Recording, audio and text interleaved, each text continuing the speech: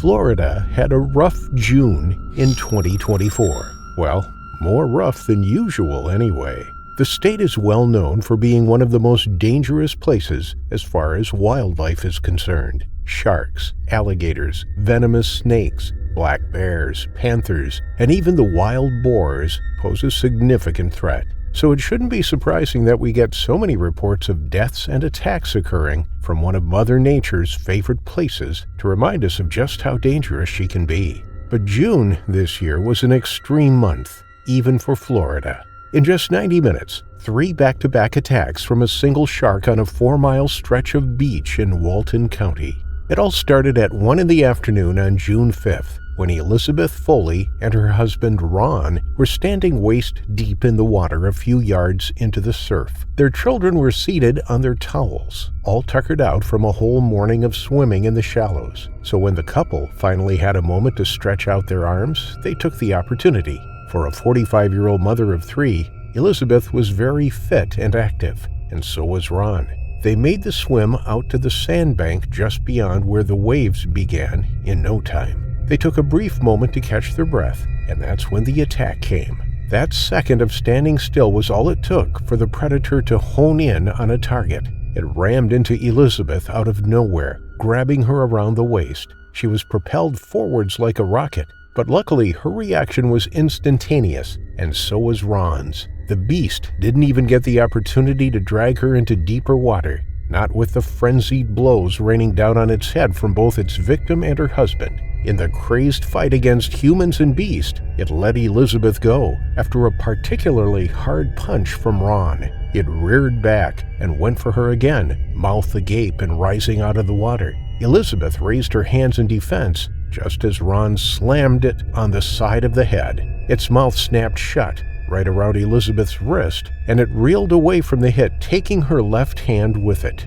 Ron didn't hesitate to pick up his wife and begin to wade her to shore with the help of several swimmers who rushed to them the moment they heard the screams. On the beach, 911 had already been called before they even reached the sand. Elizabeth was losing consciousness fast. The stump where her hand had been was spewing so violently that she was going to bleed out if they didn't do something fast. Ron grabbed the towels that were closest to him, made a tourniquet for the arm, and wrapped her shredded waist and buttock. All those first aid courses he took paid off big time. Elizabeth made it to the hospital in time. There was nothing that could be done for the hand that was deep in the ocean inside the attacker's belly after all. The wounds on her waist were no less serious. So far, she's had 3 surgeries and an extensive amount of muscle damage that can never be repaired. No matter how many hours of physio Elizabeth puts in, chances are that she'll walk with a limp for the rest of her life. Just an hour and a half after the first attack,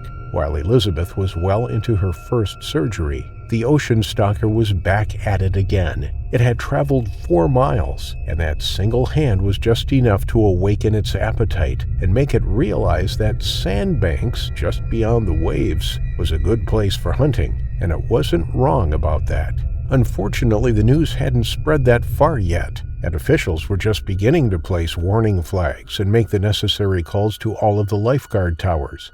15-year-old twins Lulu and Ellie Gribben were out at a sandbank with their friend 17-year-old McCrae Frost. Like the Foleys, they were standing in waist-deep water, looking for sand dollars. There were a few other people on that bank too, so Lulu probably wasn't targeted specifically. She just happened to be the closest person to where the shark came rocketing out from the ocean. And again, the events played out almost identically to Elizabeth's. Lulu was grabbed by her right leg, and her sister and friend sprang into action, punching, kicking, and fighting the thing before it could slip back into the deep. The water instantly turned red, making it impossible to see where they were hitting. McCrae kicked her foot out wildly, connecting with the razor teeth that were still clamped around Lulu's leg. She didn't even feel the dozens of shards slice through her foot. She just kept going. Lulu, half under the water now and struggling for air, began to try to force the impossibly large jaws open, trying to pry them from her leg. In the madness and the pain, Lulu didn't even feel her hand being sawed through. Whether it was Ellie, McCrae, or another man that jumped into the fight, who struck the animal hard enough to drive it off, no one knows. One moment it had Lulu underwater and on its way to dragging her into the deep, and the next, it fled from the onslaught of more and more people jumping in to fight it off so fiercely. The man who jumped in to help scooped Lulu up in his arms and set out for the beach. Ellie and another stranger helped McCrae, whose foot had finally given out on her. On the beach, a crowd was already waiting for them, and there just happened to be 2 doctors and a nurse among them. Like a well-oiled machine, as if they'd worked together for years, the 3 had Lulu's leg and hand secured with towels and t-shirts. McCrae's foot was wrapped up too, and they managed to patch them up so well that when Lulu's mother arrived at the scene, her daughter was still conscious, and the wounds were no longer streaming out. If it weren't for those 3, Lulu would have bled to death long before the ambulance arrived. One of the doctors got into the ambulance with her. Still in his swimming trunks, he began to converse over the radio with the surgeons waiting at the emergency bay. He took off his trunks, threw on the surgical gown and boots, and assisted in the multiple surgeries that were taking place on Lulu at the same time. Just like Elizabeth, Lulu's left hand was completely gone. It was just a matter of sealing the stump and blunting the sharp ends of bone. For hours, the surgeons worked to save her right leg, but in the end they had to admit to themselves that there was just nothing they could do. The leg was amputated, and Lulu became a double amputee overnight. That evening, when the beach doctor finally walked out of the operating room, he found the other doctor and nurse from the beach still at the hospital, waiting for an update. It seems that a close friendship is already developing between the 3 people who'd been strangers to each other just hours before. Getting the paperwork sorted out with a surgeon who wasn't registered at that hospital was a bit of a headache, but since the family had no intention of contesting it at all, the details were sorted out eventually.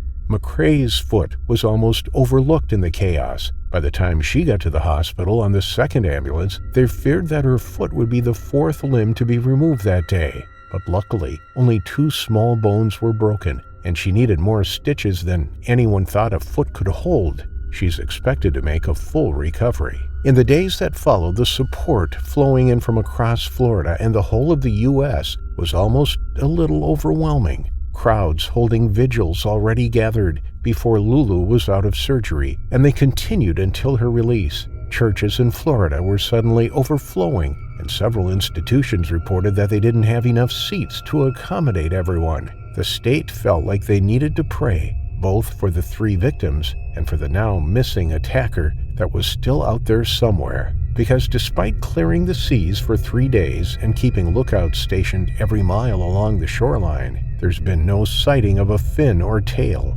Given the ferocity and sudden nature of the attacks, no one's been able to confirm the species or the size of it. The speculation, judging by the bite wounds, is that it's a bull shark, but that's all that anyone has to go on for now.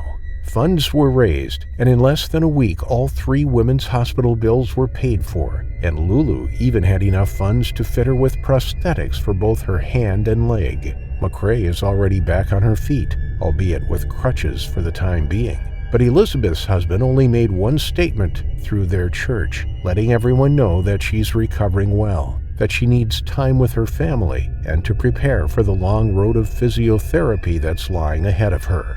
One thing is certain, though. Only time will tell if the shark, that learned in just 90 minutes that humans can be prey, will decide to come back to the sandbanks where kids so often hunt for sand dollars, shells, and crabs. And if that Friday afternoon is anything to go by, the next person to get attacked might not be lucky enough to avoid their final affliction. March 22, 2014 in South Africa dawned bright and warm. Summer had just winded down the month before, and even though it was technically already autumn, that year the heat hung around long enough for just a little while longer. The Austrian group of tourists that landed down had chosen this time specifically. Early autumn is still warm enough to enjoy the beaches, but not so blisteringly hot that their light European skin would suffer in the African sun. Right on the very tip of the country, bordering the Indian Ocean, lies the small holiday town of Port St. John's. The Indian Ocean is much warmer than the sometimes freezing Atlantic Ocean that lies on the other side of the country. And as you can imagine, It's along this coastline where most of the swimming, surfing, and snorkeling happens. The beaches are almost always packed, unless it's in the dead of winter. And even then, there are always a handful of die-hard surfers still willing to go out into the waves. As popular a destination as Port St. John's is, it's not very well patrolled. The reality is that, of all of South Africa's nearly 3,000-mile coastline, every single inch of it is swarming with deadly sharks. Places like Jeffreys Bay, the Durban beaches, and Hartenbos are just busier and require the most attention. Port St. John's is not exactly on most tour groups' lists of hotspots. It's mostly frequented by locals, so it doesn't get as much traffic as the rest. You won't see any lifeguards here, and patrol vessels are at a minimum. Only the shark warning signs that dot the beach gives any indication that there might be any danger here. But in fact, it's one of the country's busiest breeding grounds for the colossal man-eating bull sharks. Had this group of Austrians, mostly made up of retirees, known this, maybe they'd have sought out another beach to cool off in. They only came to visit the iconic African safaris, the easy mountain trails, and they wanted to try out the local cuisine. But as soon as they landed, all of them decided that it was a good idea to find some water before heading inland to see the wild animals. Even along the coast, and in autumn no less, the heat was getting to them all. Frederick Bergstaller and his wife Margit practically threw themselves at the water when they arrived. The rest of the group were a little hesitant to get in themselves, not for fear of any danger. Instead, they found the packed beach a little claustrophobic. At 66, Frederick was still an excellent swimmer. He just needed to get past the first few shallow waves, and he'd be out of the crowd, where he could stretch out his arms and swim in the ocean that was virtually empty after those first few yards. Margit was content to roll up her pant legs and wade in the surf up to her ankles and watch her husband weave through the dozens of youngsters and families who were having an absolute ball, splashing and playing. All of the feet treading through the water was kicking up so much sand that there was virtually no visibility. The water just looked mucky and brown from above. But even if someone had been sharp enough to see a hint of the gray body that was stalking the swimmers from below, the noise of the beach would have dampened any shouts of warning.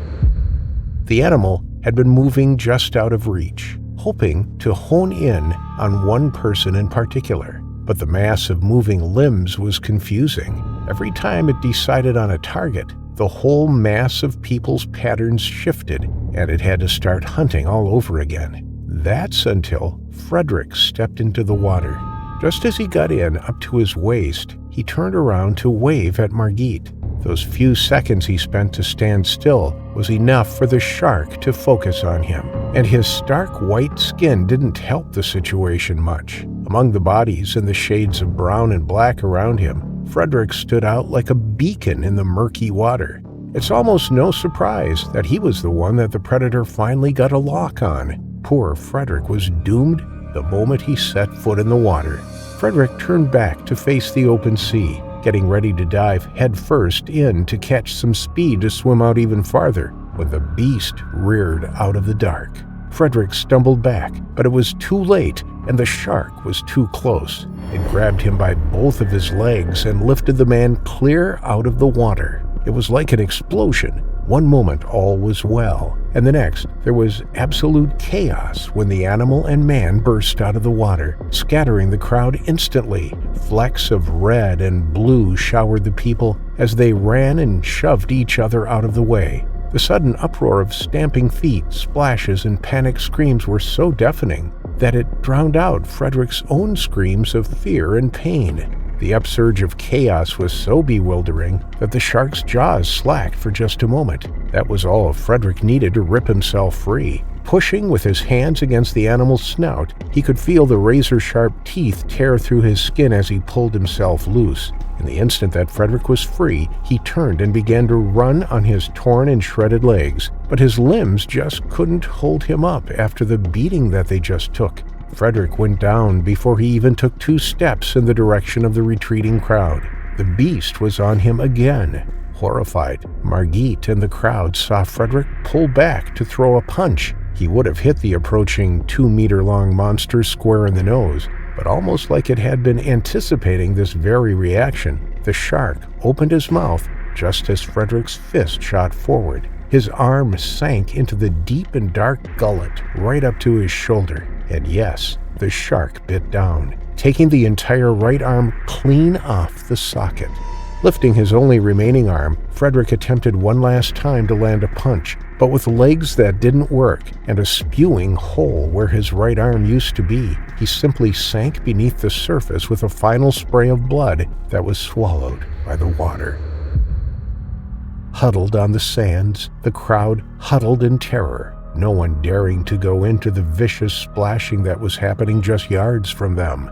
Helpless, they were forced to watch as the shark fed on Frederick right in front of their eyes. Margit, hysterical, attempted to run into the surf, but 2 South African teenagers stopped her from running to her death. She struggled so fiercely that one of the boys, a 19-year-old, had to push her into the sand and sit on top of her to keep her out of the water. He begged for her to stop, while the other boy grabbed her hand, promising to stay with her. The terrible scene went on for another 15 minutes before the waters finally became still and there were no longer any signs of violent splashing. And only then did emergency services arrive. But their only job now was to fish what was left of Frederick out of the water and to get the traumatized Margit to the hospital. That young boy held onto her hand until the ambulance doors closed and he was left standing on the beach watching the ambulance drive away. Another vehicle took Frederick's remains away. Besides his right arm, Frederick's entire lower body was gone, and most of the organs in his abdomen had spilled out too. You'd think that such a gruesome death would mean the end of swimming at Port St. John's. But no, less than an hour later the surf was full of people again, none of them even aware of the terrible attack that had just happened in the very waters that they were swimming in. And even now, 14 years later, there are still no lifeguards or boats patrolling the waters, just a handful of signs that stand crooked and rusting in place to warn swimmers of the danger beneath the waves until someone else is inevitably taken by the gray monsters that lurk beneath the surface and meets their own terrifying final affliction. Thaddeus and Anna Kubinski had lived in Boca Ciega Bay since 1984. Thaddeus's job at a large manufacturing company and his smart investments allowed him to retire early at the age of 53. And so began the next 16 years of Thad and Anna's dream retirement. They threw themselves into remodeling and extending their home on the bay, where it sat overlooking the Florida Ocean. Anna's home was filled on most weekends with one of their 5 children stopping by to visit, and later their visits were even fuller when the grandchildren arrived. She was a part of book clubs and charities, and Thad liked to golf and tinker in the garage on projects that he was in no hurry to finish. But one thing was consistent in their lazy, unplanned days, and that was the pair's morning swim. Unless one of them was down with the sniffles, they didn't even miss their morning exercise even if they had a house full of visitors. Anna was a little cautious of the water. After all, Florida has its share of sharks, and even the occasional alligator that got turned around and ended up at the beach somehow. Thad would have swum out as far into the deep as his arms could carry him, but to keep Anna's fears at bay, and to ensure that she'd share the morning swim with him, he agreed to keep their dips to the shallow water around the jetty that was situated right next to the yacht yard where the other neighborhood retirees parked their seagoing vessels. At 7, they took a short 20-minute walk to the jetty from their home, jumped in and did a few laps for 40 minutes before heading home at around 8. They never went farther than a few yards from the shoreline, and the water right near the jetty was only 5 feet deep. They really couldn't have chosen a safer spot to get their morning exercise in. It was about keeping fit after all, not how deep and far they could go. And for 16 years, all was well. Their morning swim was never interrupted by any sign of danger. That's until the year 2000.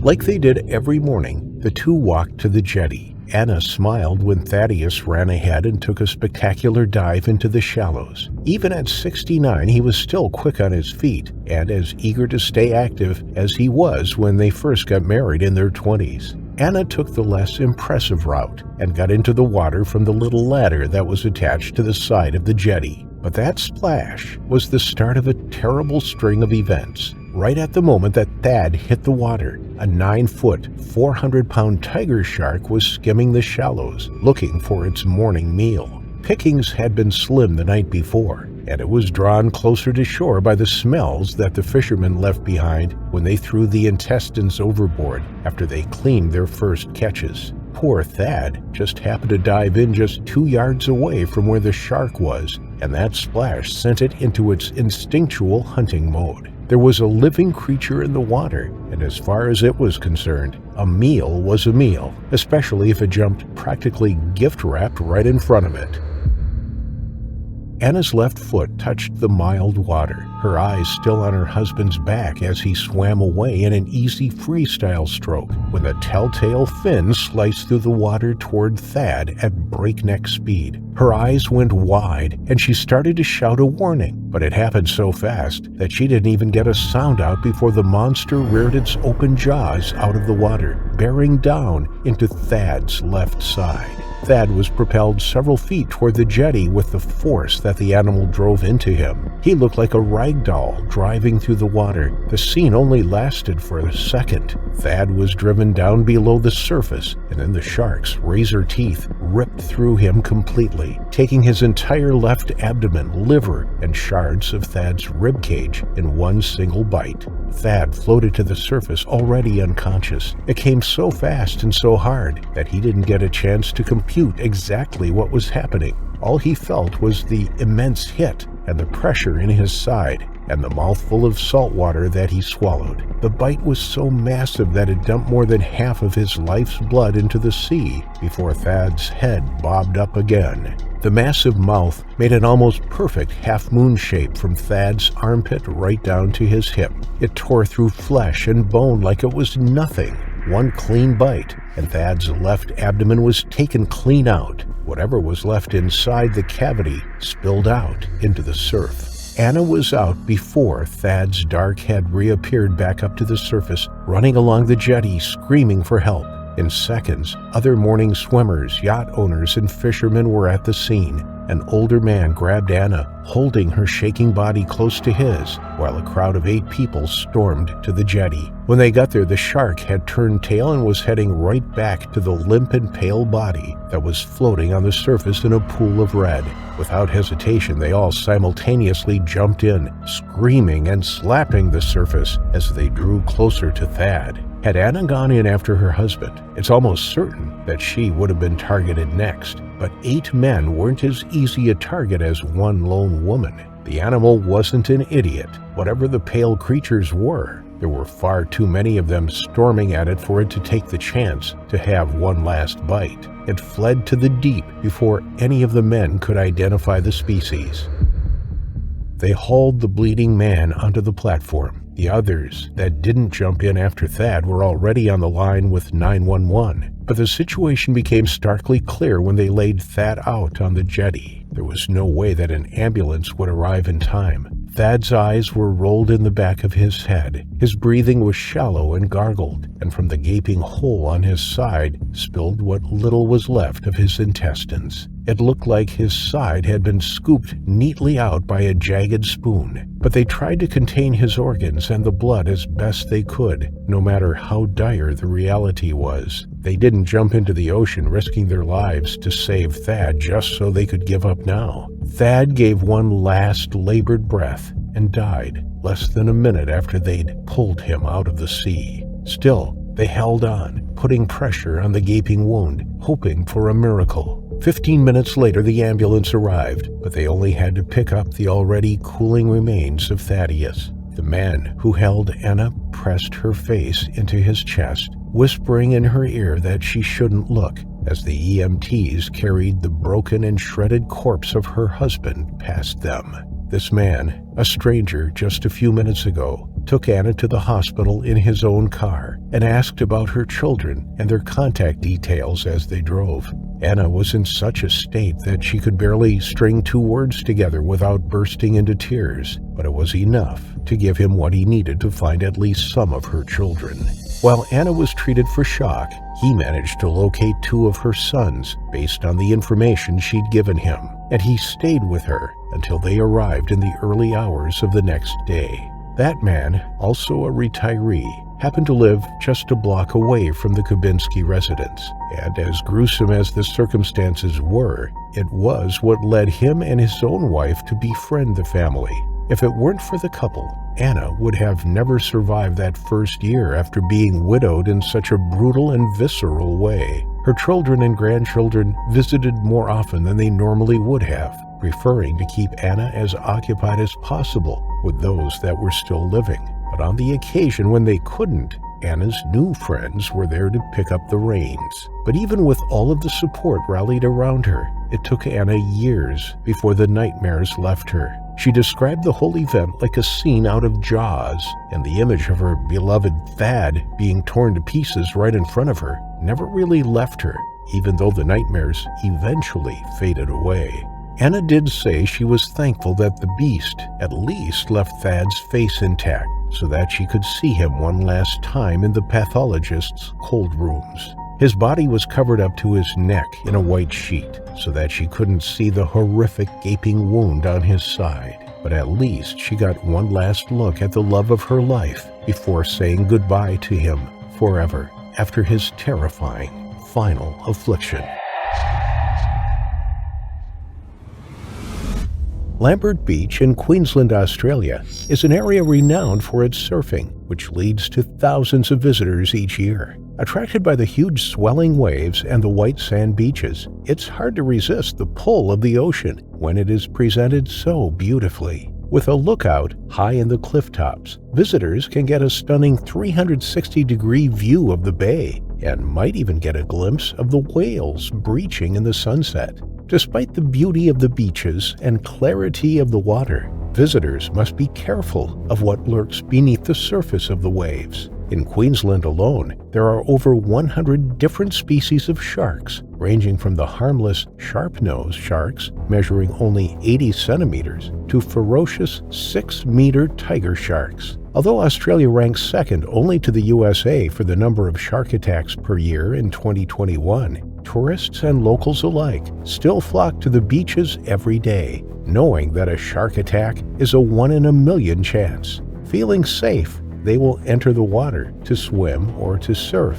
But what if you are the 1 in a million to be attacked? On December 28, 1961, Margaret Hobbs and her fiancé, Hans Steffens, were visiting Lambert Beach together. They had only recently gotten engaged and were excited to begin their lives together, Margaret being only 18 years old at the time and Hans being 24. Margaret was training to be a school teacher, although she was currently working in a classroom as a student as she had only recently left school herself, while Hans was a salesman. They had both taken time away from work and decided to take a holiday together to celebrate their engagement. They had a lovely day together. The sun was shining and they were basking in the 82-degree heat as they watched the sea. It was getting late, so they decided to get the sand off of them before they went home, racing each other into the water. They didn't go in very deep, only 3 feet deep, and started splashing each other. They were the picture of young love, ready to build a life and a family together. This bliss would soon be shattered irreparably.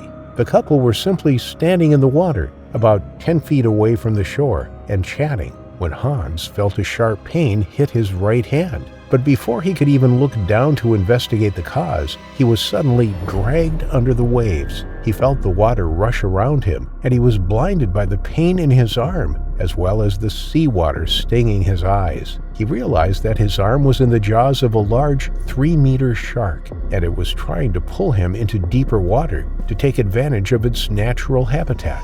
The pain was intense, and for a short while, Hans tried to reassess his situation. He knew that if he didn't act soon, he would surely be killed and eaten by this animal. And so, with a burst of adrenaline, he pulled his arm from its mouth, causing him to start bleeding profusely into the water. He screamed out in pain as skin and muscle was torn from his arm, leaving him flayed and screaming in agony. Fueled by bloodlust, the shark lunged for Margaret next, and she was quickly pulled underwater next, disappearing right in front of Hans' eyes. She screamed out, but any sounds were quickly muffled as the water filled her mouth, forcing her into silence. She fought back to escape, but the shark had a strong grip on her arm and continued to rip at as much of her body as it could. Hans immediately began to beat the shark in an attempt to get it off of his fiancée and shouted for help to those on the beach. He reached under the water and tried to pull her from the shark's mouth, but the animal was determined and would not release her quite so easily. Graham Jorgensen had witnessed the attack and bolted into the water to help the couple and try to save Margaret as she shrieked in pain. The two men worked together to beat the shark until it relented and let go of Margaret, where they were able to then drag her from the water. The shark remained close by, seemingly watching the people on the shore and waiting for another opportunity to strike and finish its hunt. Her ordeal with the shark was over, but she was anything but safe. She now needed to survive her injuries. She was laid out into the sand while onlookers came to check what all the noise was about, and Margaret could do nothing but lay there and look for her fiancé. She felt herself become cold as her blood seeped into the sand, and she slowly came to the realization that she would not survive this attack. Luckily for this pair, a nurse was also on the beach, enjoying her day off, when she heard the commotion further down the beach. She was called to assist, and the sight of Margaret was a lot to take in. Her right arm had been severely bitten, and her bone was protruding at an awful angle from her shoulder blade. Her left arm was completely missing and had already been eaten by the shark, leaving it impossible to retrieve. Her right thigh had been torn apart, her skin clinging to her body by a thread. She was clearly in a terrible state, but the nurse knew exactly what she needed to do to help save Margaret's life. She began tying tourniquets around the wounds, while other beachgoers phoned for an ambulance, stressing to the paramedics that they needed to hurry as it was possible that Margaret would pass away in minutes. The tourniquets worked to stabilize her, and everything tried to keep her conscious through the wait. She was no longer screaming. The adrenaline had thankfully numbed the pain of her torn body, and she tried to talk with Hans as she knew she did not have long left, needing comfort from the only person from which she could receive it. Finally, the ambulance arrived and the couple were taken to Mater Hospital in Mackay, where they were separated. Both had to undergo extreme operations in an attempt to save their lives. Hans' right arm was surgically amputated as it was too damaged to use again, leaving him permanently disabled. Luckily, he did not sustain any other injuries, so despite the loss of his arm, he was incredibly lucky. Comparatively, Margaret did not have such luck. Her right leg had to be amputated also. The attack cost her her left arm and now right leg, a life-changing disfigurement. She remained in the hospital for 2 days while the doctors and nurses worked tirelessly to save her life. Her story had made national news, and people all around the country were praying for her recovery. It was discovered that she had a very rare blood type, and the hospital did not have a large amount of this type in stock. They put out an urgent alert for blood donors, and miraculously, people answered the call. They arrived in large groups to local Red Cross blood bank, but it was all futile. It was announced on December 30th that she had passed away at 6:55 that evening, and a united sense of grief flooded the nation. It was announced that she had died from toxemia and secondary shock, a fate that couldn't have been changed even with all the donated blood available. Margaret's story shook the nation, a young couple just enjoying their holiday at the beach before everything was ripped away from them in an instant. The next day, several boats set off from Lambert Beach in search of the man-eater, and a number of sharks were caught as a result, although none fit the description of the attacker or showed any signs that they could be responsible. The residents understood that there was nothing that they could do. the witch hunt was called off, and instead, shark prevention programs were installed. Shark nets were spread across the Queensland shores to ensure that sharks keep their distance and protect the swimmers as they tried to enjoy their time at the beach without the incident being repeated. By November 1962, shark nets had been laid across several beaches in Australia, from Southport and Coolangatta in the south to Caloundra and Noosa in the north. Although her story was horrific and the ending was unthinkable, it is possible that Margaret's death saved many lives, as the shark attack statistics dramatically fell following the installation of the shark nets. Although this does not decrease the pain and suffering that she would have felt in her final moments, it is a small solace that others were saved from the same fate. It is still unknown what species had attacked the couple that day in the shallow 3-foot waters, although a tiger shark is thought to be the most likely culprit.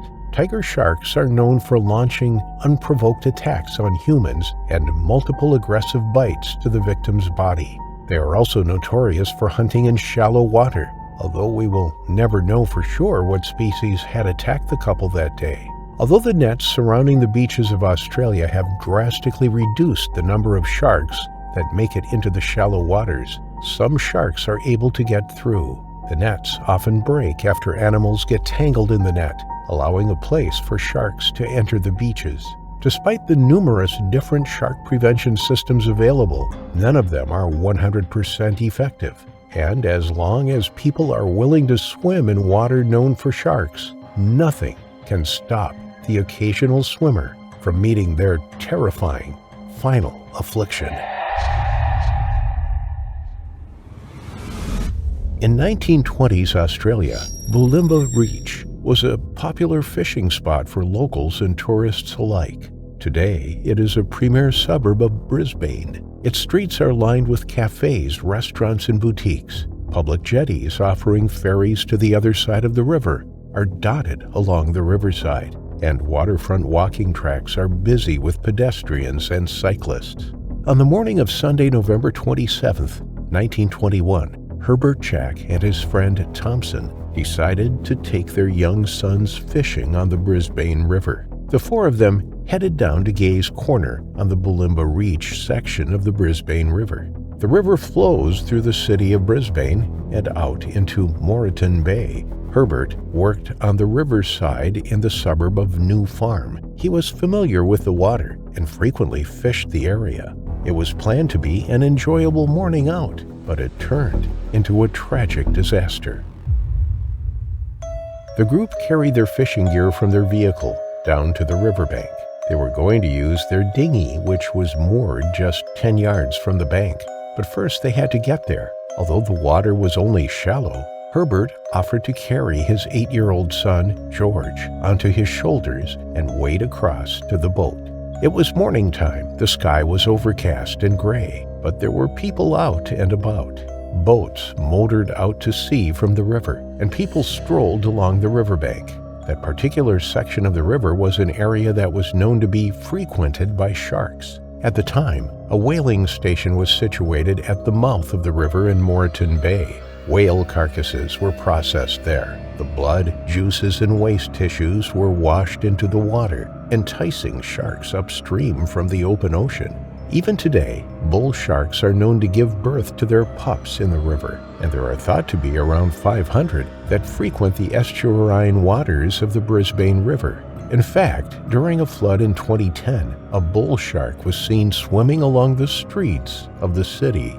They are dangerous, aggressive, opportunistic hunters and are one of the most likely species to attack people. They are drawn to the estuary for the promise of abundant fish and other wildlife that they prey on. As Herbert stepped into the water with his son on his shoulders, he didn't know that there was a bull shark just yards upstream from him. He waded into the river, heading for the little boat that bobbed up and down on the surface. It was tied by its bow to a small buoy, securing it close to the shore. When Herbert was just yards from the bank and in 3 feet of water, he felt a sharp tug on his right hip. He immediately looked down and saw the terrifying head of a shark. Its skin was dark gray beneath the water, Its black eye looked up at him as it rolled onto its side, tearing Herbert's skin. He cried out in alarm and tried to free himself, shaking his leg and pulling away. He gripped his son's legs with his left hand, whilst punching the shark with his right. He brought his fist down heavily on top of the enormous fish again and again. It was like punching hard sandpaper. The skin was rough and abrasive, the snout of the shark hard and unforgiving. But the punching seemed to work. The shark let go for an instant, and Herbert thought that he was free and tried to turn back to the bank. But only a second later, the shark bit down again, this time biting his right buttock. With George on his shoulders, Herbert couldn't grapple with the shark very well, and he was struggling to keep his balance with the weight of his son on top of him. All he could do was continually hit the shark and hope that it let go long enough for him to make it back to the bank and dry land. In the midst of the attack, his friend, Thompson, ran into the water to help. The water was bubbling and boiling all around Herbert and George. The tail of the shark whipped up and out of the river as it thrashed around. With both men now hitting the shark, it let go for another second before raising its head up and out of the water and clamping its jaws down and around Herbert's right hand and lower arm. Herbert felt himself yanked and pulled towards the water. His face was just inches from the top of the shark's head as it pulled on his arm. The force of the animal was overpowering, and it felt as though it was going to rip Herbert's arm from his body. George began to slip and slide on his father's shoulders. Herbert couldn't hold on to him forever, and in all the commotion he was losing his grip on George. The water turned red as the shark continued to clamp its powerful jaws down around Herbert's arm, and Herbert couldn't hit the shark anymore, as he was using his other arm to hold on to his son. The more he tried to pull himself backwards and away from the shark, the more it tugged at him, threatening to pull him off his feet and under the water. It persisted in the attack, and moments later, Thompson flung himself at the shark. Miraculously, it released its grip around the young father, but when it let go, Herbert stumbled slightly, and in a heart-stopping moment, George fell from his shoulders. The two men watched in shock as the 8-year-old hit the water with a loud smack. Before they could grab the youngster and pull him out of the water, the shark wheeled around and came back again. This time it grabbed onto George, and he let out a terrified yell as he was dragged underwater. The two men tried to fight the shark off, but it dived below the surface with young George in its jaws. Frantically, Thompson searched for George below the water, but there was no sign of him. He had disappeared into the depth of the river. Only the ripples from the attack remained. All was silent for a second. Then, moments later, the boy resurfaced. He was still alive, but only just. His head bobbed above the river's surface for a split second that forever haunted those who witnessed it. The shark had let go of him for a moment, and he coughed and spluttered above the water, holding his arms out to Herbert and Thompson, a desperate look in his eyes. The two men rushed over to him, but before they could reach him, the dorsal fin of the shark broke through the surface of the water. It was coming back for the boy. It hadn't finished with him yet. In the most heartbreaking moment for Herbert, he watched, helpless, as the gray head of the shark emerged once more and grabbed George. The boy was dragged under the water again. This time, he didn't resurface. The two men screamed into the water, desperate to get George back, but there was nothing they could do, and Herbert was losing blood fast. A police launch boat happened to motor past them, and they shouted at them to help. They immediately launched a search for George, scouring the length of the river, peering into the depths, and searching along the riverbank in case he had made it out. But it was no use. He had been taken by the shark, likely to the depths of the river or out towards the open sea. He was never seen again, and an extensive search for his body found nothing. Herbert had lost his son in the most horrific way imaginable, but he still had to fight for his own life. The shark had taken a deep bite out of his right thigh and buttock. It had severed the skin and muscle on his right hand and arm, all the way up to his elbow. As he stood in shock in the waist-high water, blood dripped into the river, turning it red all around him. The polluted water was washing the open wounds. Bacteria were entering his bloodstream, and he needed urgent medical attention. The police had called emergency services, and Herbert was rushed to Brisbane General Hospital. He was in bad shape and spent the night in critical condition. His family and friends didn't know if he was going to make it. Not only had he lost a significant amount of blood from the attack, but his body was infected from the shark bite and the polluted river water. He was at risk of sepsis and blood poisoning. The following day, the gaping wounds on his leg, buttock, and arm were sutured back up, and a drain fitted for all the excess fluid. But the wounds were the least of his worries. His temperature was soaring as his body tried to stave off infection. Doctors tried to stabilize him and keep the infection from taking over. His temperature gradually came down over the following days. But just when it was starting to ease and looked like things were heading in the right direction, it soared back up again, threatening to take his life. A week after the attack, Herbert underwent another surgery to try and keep the infection at bay. He was watched and monitored closely by hospital staff and was finally discharged from hospital on February 21, 1922, 3 months after the attack. Despite surviving this horrific attack, he was devastated. He put all the blame on himself for not being able to protect his son that day. Not a day goes by without that tragic day replaying in his mind, the day his son, George Jack, met his terrifying final affliction.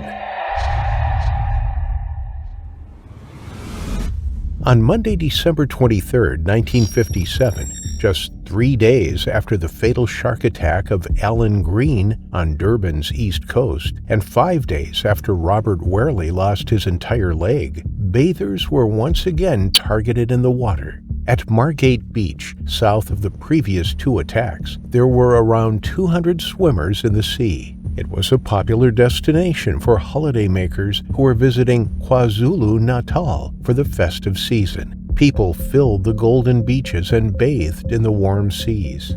23-year-old Vernon Berry was on holiday from Zimbabwe's city of Bulawayo with his 2 friends, Thomas Robinson and Stan Wallace. They had planned to spend their 5-day vacation in the coastal resort town of Margate. But unbeknown to the trio, 2 sharks had been circling the area for the past 24 hours. They had rushed at 2 bodyboarders who had been floating on their boards just beyond the breakers. The bodyboarders kicked away from them and were unharmed, but one of the sharks was spotted later that day carving its way through the shallows amongst unsuspecting bathers. A group of friends spotted the telltale dorsal fin slicing through the water and ran up and down the beach to warn people. Swimmers ran out of the sea. Everybody was on high alert following the recent attacks, but with so many people in the water, the likelihood of being attacked was still low. The day after the shark sightings, Vernon, Thomas, and Stan went for a dip.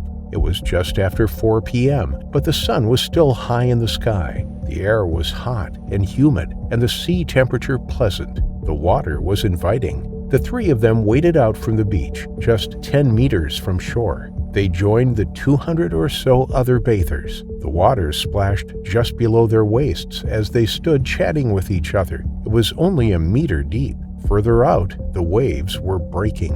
To one side there were large rocks jutting out into the sea. Some people had sat on them, watching the crowds enjoying the water, or looking out across the vast expanse of the Indian Ocean. But as one onlooker looked beyond the breakers, they spotted something in the water. In a moment of panic, the shape they thought they had seen several meters out was that of a shark. It appeared to be heading towards the shore, towards the hundreds of swimmers near the beach. It moved effortlessly under the waves, its gray body half camouflaged against the dark blue of the water. It was stealthy, a silent predator that was homing in on its prey. It had been attracted to the beach by the sounds and smells of the hundreds of tourists. Perhaps this was one of the sharks that had attacked in the previous few days. Perhaps it knew that people were easy prey and was coming back for more. Whatever its reason, it was on the hunt. When the next wave subsided, the witness, who was watching from the rocks, could see clearly now that the dark shadow just below the surface was that of a shark. As the next wave grew and peaked, he watched as the shark glided through it. Immediately, he leapt to his feet, waving, pointing, and yelling, "Shark!"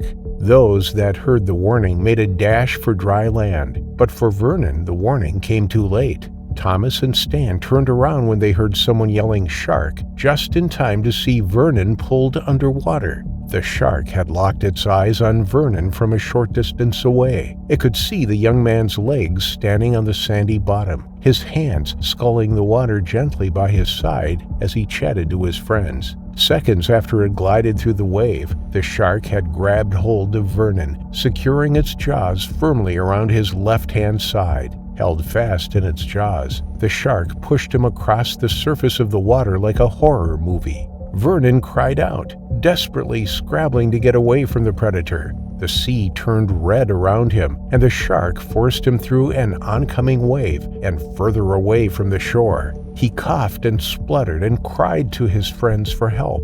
Horrified beachgoers could only look on. The shark turned Vernon over and over in the water, somersaulting him head over feet. It mauled him again and again. Vernon was completely at its mercy. With millions of years of evolution packed into its massive body, its predatory prowess was no match for the 23-year-old. Inside its mouth were 7 rows of 2.5-inch long serrated teeth, 300 at any one time, continuously replaced like a conveyor belt as they are lost when hunting prey. A shark may go through as many as 20,000 teeth in a lifetime. It's no wonder their bites cause such devastating and catastrophic injuries. They are designed to latch onto their prey and tear muscle from bone. At one point, Thomas could only see his friend's hand above the waterline, surrounded by a cloud of red. He thought that was it. He thought that was the last thing he would see of Vernon. He rushed to his aid and pulled him towards the shore in the waist-high water. The shark swam away momentarily, but once Vernon was pulled onto the beach, it came back. When everyone looked seawards, they could see the enormous shark patrolling the shallows. It was a great white,